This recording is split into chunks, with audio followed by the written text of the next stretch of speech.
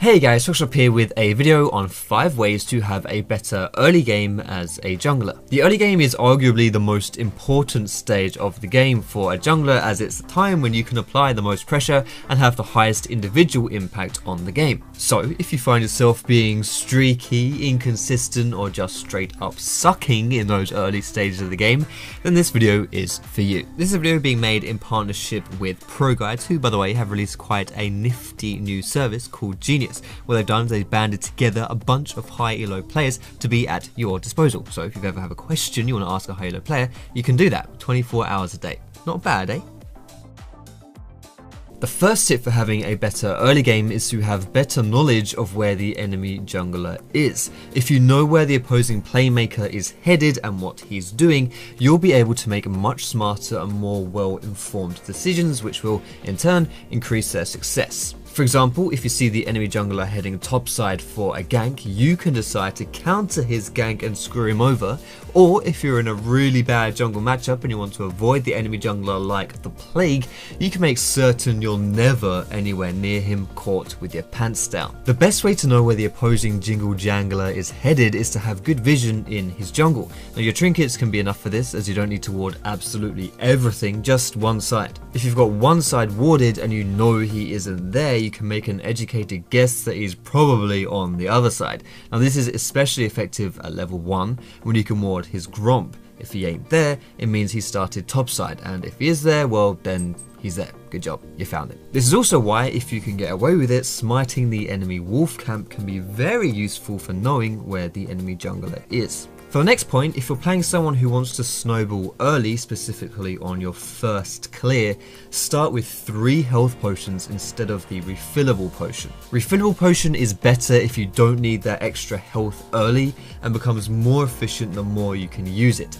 but it can leave you pretty starved for health in that very first clear. Now this is pretty rough if you're someone who wants to invade or gank heavily in the very early stages.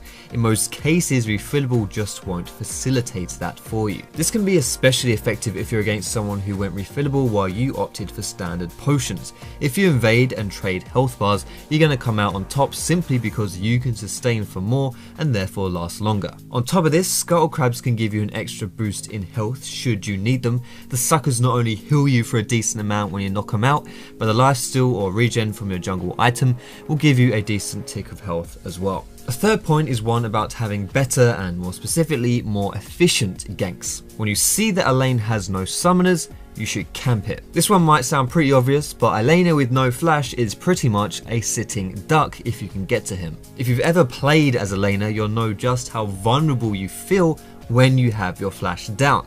And there is a reason for this. It's because, well, surprise surprise, you are pretty bloody vulnerable. As a jungler, you should take advantage of that. And this also includes trying to keep track of the enemy's summoner spells. Keep your eyes peeled on the lanes and ask your laners what's up and what's not. Now flash has roughly a 5-minute cooldown, so that's a fair window for you to go and get stuff done. Next point, don't try to do too much. Sometimes you'll be a victim of your own narrative, your feelings of what you should be doing and what you have to do, when in reality you can just chill out and take it slow. Trying to force things in situations where you really shouldn't is a very risky strategy. Sometimes you'll get lucky and get something from it, but mostly you just stand to achieve very little while putting yourself behind as a result. Don't be afraid to instead just farm it up and acquire levels. At this rate, you'll at least remain relevant for later on in the game and not fall ridiculously far behind to the extent where you can't get anything done. Now, of course, I'm not saying you should permanently farm and never leave your jungle, but balance is key. A common theme among junglers who often fall behind is a tendency to be trying too hard to do too much. You should be realistic in your self-evaluation of your jungling as well. It is impossible for you to be everywhere helping everyone at every time. It's important to remember as well that as a jungler you don't just exist to take care of your laners, you have to take care of yourself as well. Especially in solo queue as well, if you're putting all of your efforts into helping your teammates get stronger so they can carry at the expense of yourself, then the longer that game goes on, the harder it's going to be for you to have an impact. And of course, we all know that not being able to have good impact in solo queue is a very risky strategy and probably one that isn't going to work in your favor. Before we get on to the last point, I just want to thank you guys for watching the video this far. If you aren't already and you like what you see, please consider subscribing to me here on YouTube and leave your feedback or questions down below in the comments if you have them. But anyway, the last point for having a better early game as a jungler, and to be honest, this point can work for any stage of the game: don't be a slave to your teammates. As the jungler, you're often viewed as the poor water boy whose duty it is to solely supply the laners and enable them. This has some truth, of course, but it can easily get out of hand and work against you. Laners will often ask for and expect too much, not respecting that you have other obligations outside of babysitting their lanes.